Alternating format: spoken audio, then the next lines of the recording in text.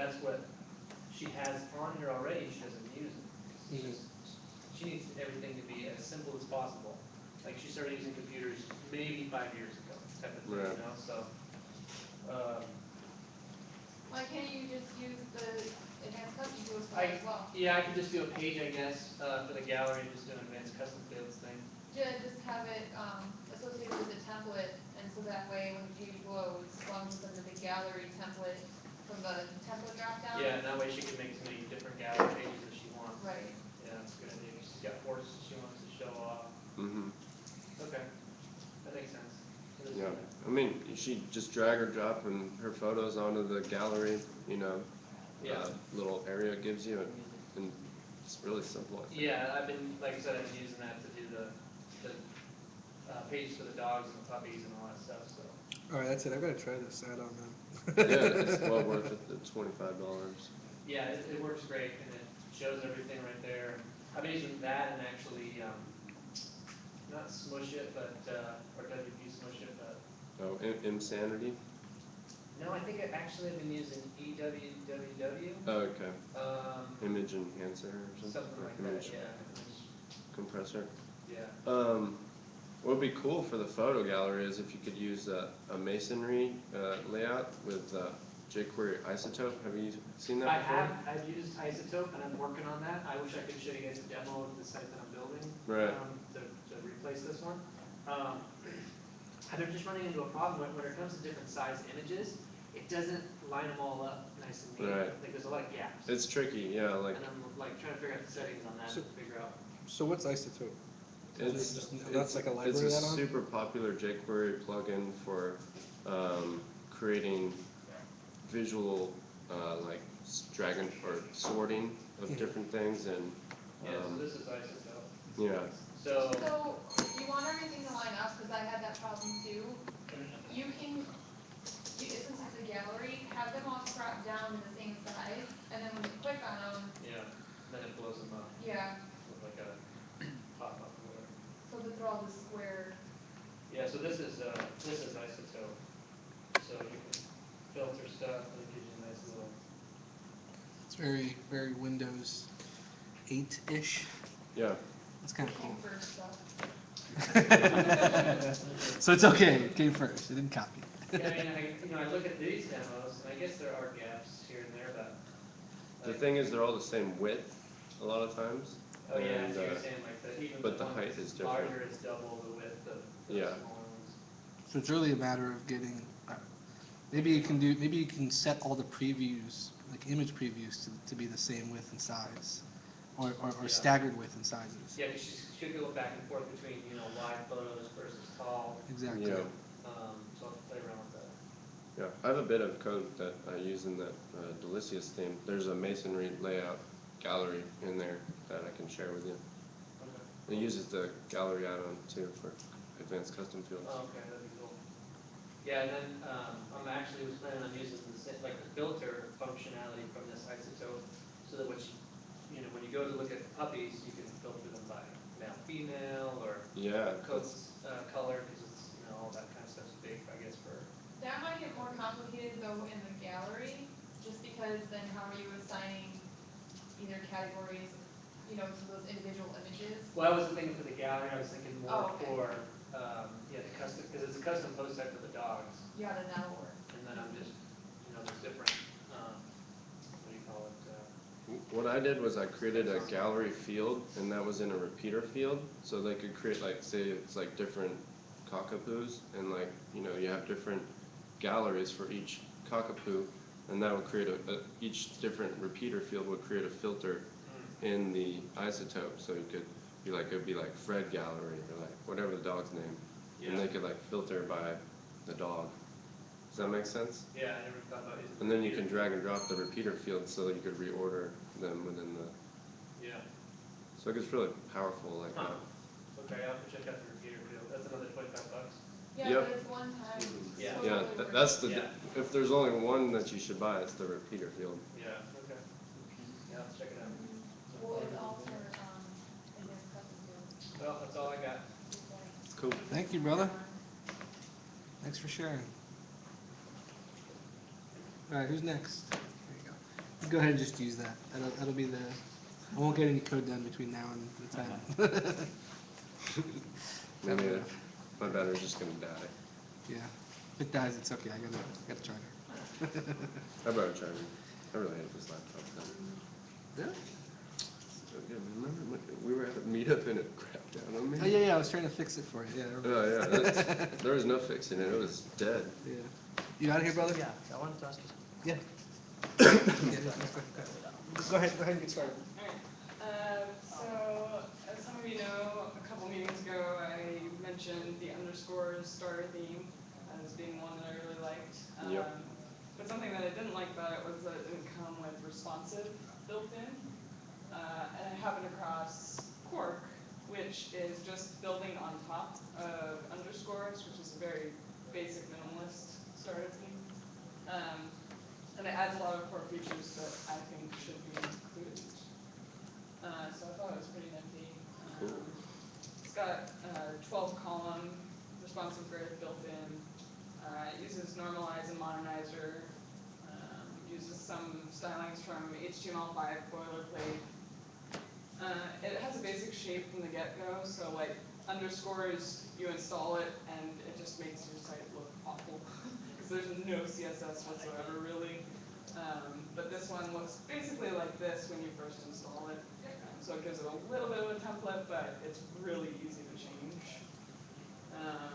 Sorry, I have a quick question. Did you Yeah. say you use this with underscores or No, it's standalone? so underscores, since it's so minimalist, they've built on top of it, so Okay. it's incorporated in Quark. Yeah. So it's Pretty basically awesome. underscores plus a little extra. What's the URL? Quarktheme.com? It's not loading for me. So what's the grid like? Can we see the demo? So what's the, is it the custom grid, is it like a percentage grid, or is it like? That's you a should- standard 12-column grid. Quark. Starter theme. That's a starter theme that's like takes underscores further. Nice. It's based off of underscores. Nice. Pretty neat, right? Guess you can't really see it very well on this home page, but the widgets.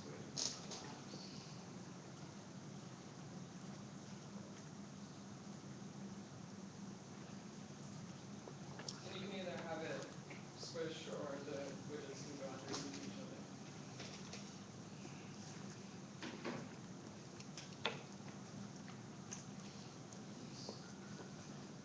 The menu adjusts with it, like it's larger, the menus over there to the side of the logo, and it goes underneath, the social icons come down underneath. I don't know why on their demo it doesn't switch, but you can set it, oh, you can kind of see it thing, it turns it into a completely stacked menu at a certain dimension. And the breakpoints aren't based on any devices, they're based on just pixel width. So you can adjust it very easily in the CSS if it doesn't suit your particular website. Interesting. So you use this for a project? I just discovered it, so I started using it and I'm liking it so far, so I thought I would share it. What are some other things? Oh, it also includes a place where you can add in your Google Analytics ID, which I know isn't great for most people, but saved me from having to install a plugin. So I Yeah. thought that was kind of handy. It seems to be well supported, 34 out of 37 support threads in the last month, so that's decent. What else? It's like bootstrap buttons. Yeah, those look like. Yeah.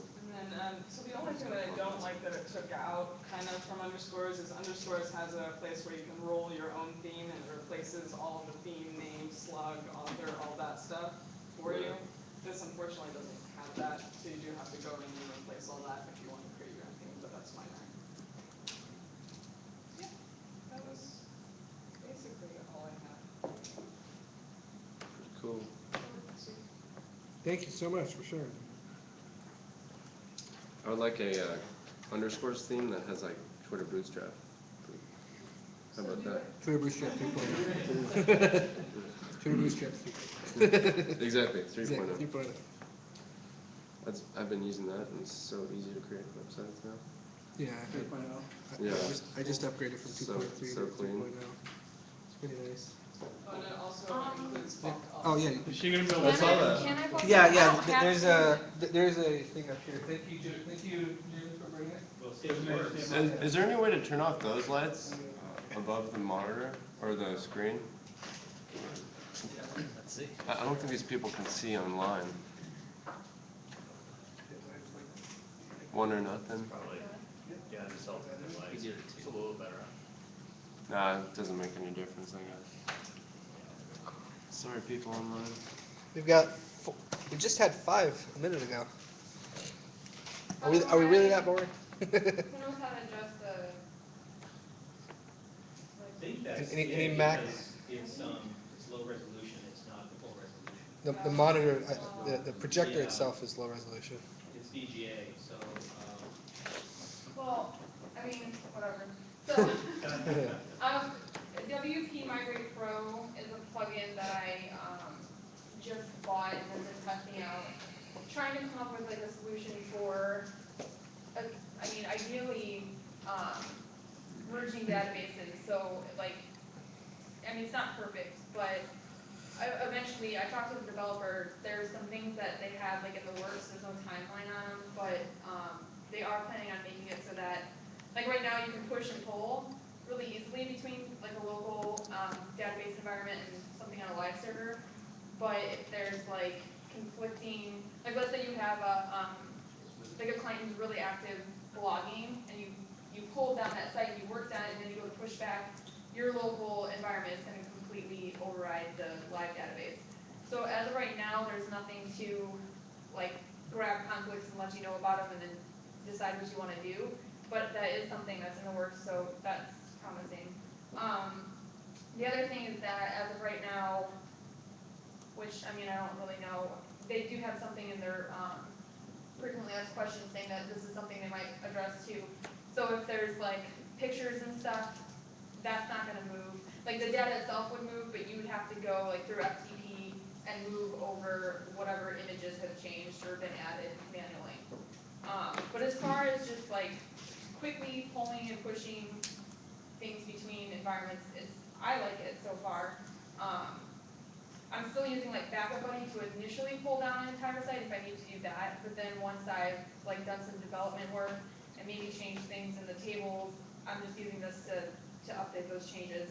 So some cool features that it has, you can choose which tables specifically you want to move, so you don't have to move everything. I have actually a list of pros and cons that I can't see. So pros, like I said, you can quickly push things between. It's just like so far it's the fastest way that I've used that to move things in the database from live to local. You can also use just the selected tables. Already said that. Oh, every time, well, you can choose, so if you're going to make changes, it'll automatically make a backup for you, just in case something goes wrong. So without having to do an extra step, I believe it throws that in the uploads folder, so you can always revert back. And it does work with multi-site. So the cons right now, I think, are the fact that it doesn't sync the media for you, Right. and then the fact that, as of right now, unless somebody knows of something, there's still no solution to just merge databases, which I think you've got that site for voting on plugins. I think that's everybody's #1 thing. It is. It's literally gotten like 3 times the vote of any other item on there. Yeah. I actually met Brad at Pressnomics, and I was talking to him about this plugin, and I mentioned that you said that migration between 2 databases is what everybody's after, right? Right. And he was like, yeah, I know, that's the holy grail, basically. That's what he said. He's like, if you can figure that out, then that would be So he said, amazing. you can figure it out, because I emailed them because I knew somebody would ask the question, can it do that? Because, I mean, based on even the name, WP Migrate Pro, you're like, really? Like, it can't. Right. But in the freaking list questions, they said something about not yet. So I emailed and asked, what does that mean? And he said that it is something that's in the works, but there's, I mean, as sounds like I don't know if they've even really started trying to figure it out. It's Yeah. hard to do, and the reason why it's hard to do is the same reason why when Vladimir was here and we were talking to him about that specific type of functionality, it's difficult because when you're pulling, so the way that WordPress does the way that it handles the posts and the comments associated with the posts, everything being numerical, when you're talking about migrating from one site over to another site, another existing site, you're talking about not just migrating like the physical posts and the physical comments, but you're talking about migrating relations between the posts and the comments and the relations between every little aspect of the site. And and this is why when we talked about WP Sync, and I think I also spoke with you about it as well, the whole idea of syncing between two sites is difficult to do unless your entire system revolves around matching everything. Right. Just doing a database dump and just doing migration of the physical content in the data won't work, because if you modify things in the local or in the stage branch or in the stage environment, and there's new changes in the production environment, then you have to sync the physical content just as much as a simple database dump. Like you have to, like if this post here is post number 1 and this post here is post number 1, then when you sync it up, you have to match the physical post content together, Right, and yeah. all of its relationships So together. that's, So it's very data heavy. So if you create a bunch of posts, say on your local, and then you with all sorts of deploy it. associated meta information Yes. using advanced custom fields, and you push just that single table to that staging, is that going to just break it? You can't just push the table. You literally would Or have to you can- do. Yeah, well, You can this is migrate. here's the tables, and I've got, Because there's It should- it- dependencies it- between the two, right? It should override it. If it's doing a physical MySQL push and it's not trying to do an association, it should just overwrite it. And the problem Right, is, just- you don't want to overwrite the production data. If you're pushing something from a stage branch, you don't necessarily want to overwrite the production database or the production tables per se, because somebody may have done something, somebody may have added a comment related to a number or whatever the case is. So to do it right, you have to focus on more than just pushing a physical table with all of the different numbers associated with the posts to it. You literally have to do a match of every single post and every single relationship that the post has to every other piece of metadata to right, make sure that way, the reason for doing that is that way, when you're talking about the data being able to change quickly on your production site, you don't have to worry about things like media breaking, things like, I mean, all the things that you would worry about so. are sort of And not that's null what and void. that's kind of what I touched on in the beginning, like, if you've got someone who's actively changed, like, my clients don't really change content on their sites, like, they're not bloggers. I wouldn't use this with probably anything having to do with e-commerce, it's just too complicated. But, I mean, just for, like, right now I'm using it because I've got tasks where I'm just doing everything locally, and I'm working with another developer, so it's on the server, on the live server with, like a coming soon, like, so no one's in there doing anything besides us. So I can, like, do things on my end and just shove them over there real quick. But, I mean, I know in that moment, like, if I pulled it, she's not working. So, I mean, I think it works for the individual, and it works if you know, like, what your client's doing exactly. It's harder when you're talking about a site that has groups involved Yeah. and a site that has content happening at the dynamic level on the production site Yeah, while I don't you're doing think it's stuff an on. answer to that right now, but Yeah. for developers, just coming up with a really quick way to push-pull, and if you've not worked on a site for a few months and you know your client's done some stuff to it, but you know they're not on there every day, you can still easily just pull it, make some changes, push it back, and not have to worry about it. Another hard part too is like revisions, for example. Like say you have posts and there's like 6 or 7 revisions to the post. Well, you also have to, you're not just syncing a post, but you're syncing a post revision, and you have to know whether or not there was a newer revision on the production site that wasn't necessarily accounted for on the stage site, and you have to import that in, but you have to give it the proper association that will still make it the new revision, the latest revision, if that makes sense. Like there's a lot of little details like that that you have to pay attention to in order to do something like this properly. Yeah. I stumbled upon this plugin called Site Push. It's actually free. I think somebody posted an AWP. And although it was really complicated to set up, it did move the media over. It was essentially the same thing as this kind of. Yeah, well this does, because I was trying to figure out, I just assumed it moved the media. So when I was like changing around some like icons and things that we had on the development site, then everything was broken. And I'm like, come on, why? Did you have to FTP it up then? So I just FTP'd it over it. So like the data itself does move, it's just Okay. it's not moving things in the upload folders. Mm. So in that situation, it was super easy. It took me an extra couple minutes just to drag those over. But I mean, if you don't know exactly what the files are named, you have to dig through there. And if you've got tons of images, you're not gonna wanna just push the whole file. It's gonna take too long. Right. But like I said, I don't think it's for everybody. I don't even know how much I really like it yet, but I think it's $99 Yeah. just to play around with it. But I did get a coupon code for you guys if you wanna use it, mess around Nice. with it. We get to use San Diego 20 to the end of the year, and it will get you 20% off. Nice. Oh, cool. Cool. So that developer, because I told him it was the Yeah. meetup, and he just said we can use that for any of their products too, not just Okay. this. And I'm not sure what else they have. Something else Vladimir brought up too that kind of goes into your thing about the images and FTPing. The Managed WP, one of their biggest issues is server memory. When you're talking about backing up a person's website, when you're talking about backing up all those images, or just simply moving the images from one place to another. Or just using Backup Buddy for anything, because I have a huge problem.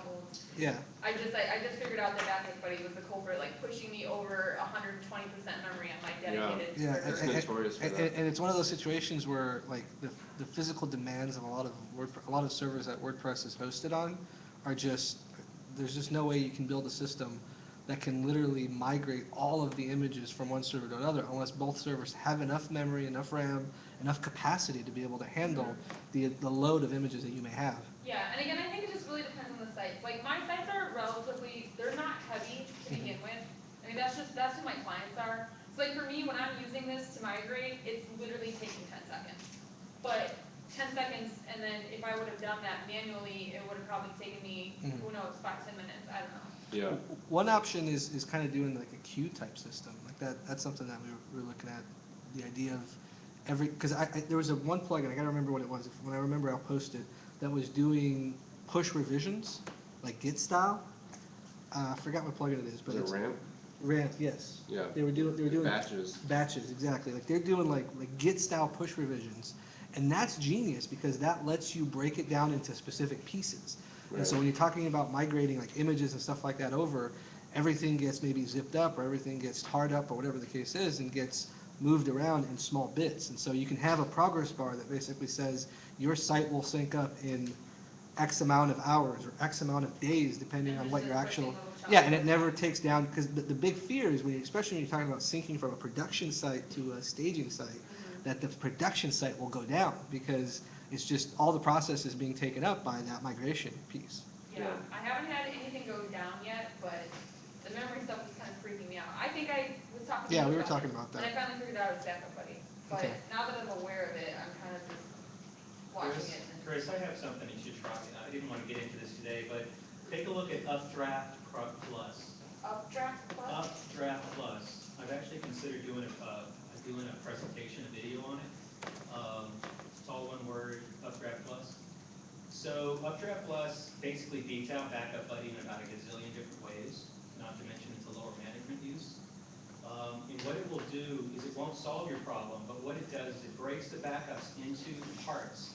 Themes is one tar file, plugins is another tar file, database is another tar file.